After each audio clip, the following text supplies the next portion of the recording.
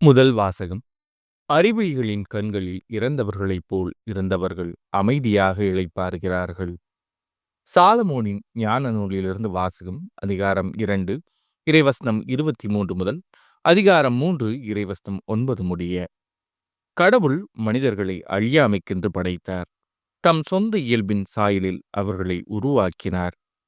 ஆனால் அழகியின் பொறாமையால் சாவு உலகில் நுழைந்தது. அதை சார்ந்து நிற்போர் இறப்புக்கு உள்ளாவர். நீதிமான்களின் ஆன்மாக்கள் கடவுளின் கையில் உள்ளன. கடந்தொல்லை எதுவும் அவர்களை தீண்டாது. அறிவிலிகளின் கண்களில் இறந்தவர்களைப் போல் அவர்கள் தோன்றினார்கள். நீதிமான்களின் பிரிவு பெருந்துன்பமாக கருதப்பட்டது. அவர்கள் நம்மை விட்டு பிரிந்து சென்றது பேரழிவாக கருதப்பட்டது. அவர்களோ அமைதியாக இளைப்பாறுகிறார்கள். மனிதர்கள் பார்வையில் அவர்கள் தண்டிக்கப்பட்டாலும் இரவாமையில் அவர்கள் உறுதியான நம்பிக்கை கொண்டுள்ளார்கள். சிறிதளவு அவர்கள் கண்டித்து திருத்தப்பட்ட பின் பேரளவு கைமாறு பெறுவார்கள். கடவுள் அவர்களை சோதித்தறிந்த பின் அவர்களை தமக்கு தகுதியுள்ளவர்கள் என்று கண்டார்.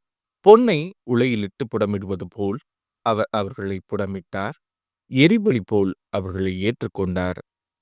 கடவுள் அவர்களை சந்திக்க வரும்போது அவர்கள் ஒளி வீசுவார்கள். அரிதாள் நடுவே தீப்பொறி போல பறந்து சுடர் விடுவார்கள். நாடுகளுக்கு தீர்ப்பு வழங்குவார்கள். மக்கள் மீது ஆட்சி செலுத்துவார்கள். ஆண்டவரோ அவர்கள் மீது என்றென்றும் அரசாழ்வார். அவரை நம்புவோர் உண்மையை அறிந்து கொள்வர். அன்பில் நம்பிக்கை கொள்வோர் அவரோடு நிலைத்திருப்பர். அருளும் இரக்கமும் அவர் தேர்ந்து கொண்டோர் மீது இருக்கும். இது ஆண்டவரின் அருள் வாக்கு. இறைவா, உமக்கு நன்றி. பதிலுரை பாடல். ஆண்டவரை நான் எக்காலமும் போற்றுவேன். ஆண்டவரை நான் எக்காலமும் போற்றுவேன். அவரது புகழ் எப்பொழுதும் என் நாவில் ஒலிக்கும். நான் ஆண்டவரை பற்றி பெருமையாக பேசுவேன். எளியோர் இதை கேட்டு அக்களிப்பர். ஆண்டவரை நான் எக்காலமும் போற்றுவேன். ஆண்டவர் கண்கள் நீதிமான்களை நோக்குகின்றன. அவர் செவிகள் அவர்களது மன்றாட்டை கேட்கின்றன. ஆண்டவரின் முகமோ தீமை செய்வோருக்கு எதிராக இருக்கின்றது. அவர் அவர்களின் நினைவை உலகில் அற்றுப்போகச் செய்வார். ஆண்டவரை நான் எக்காலமும் போற்றுவேன். நீதிமான்கள் மன்றாடும் போது ஆண்டவர் செவி சாய்க்கின்றார். அவர்களை அனைத்து இடுக்கண்ணினின்றும் விடுவிக்கின்றார்.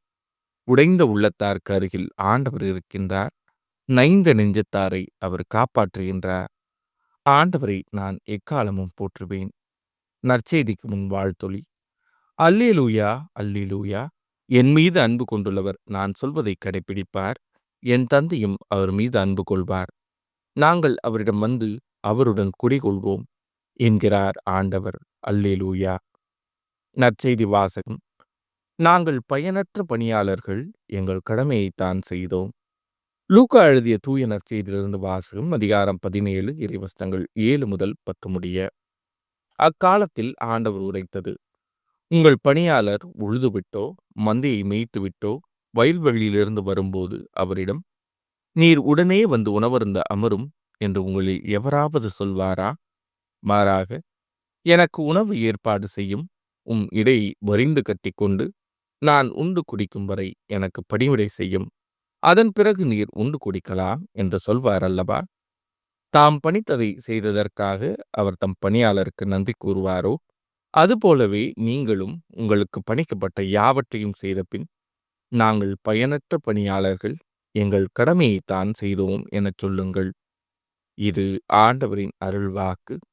கிறிஸ்துவே, உமக்கு புகழ்.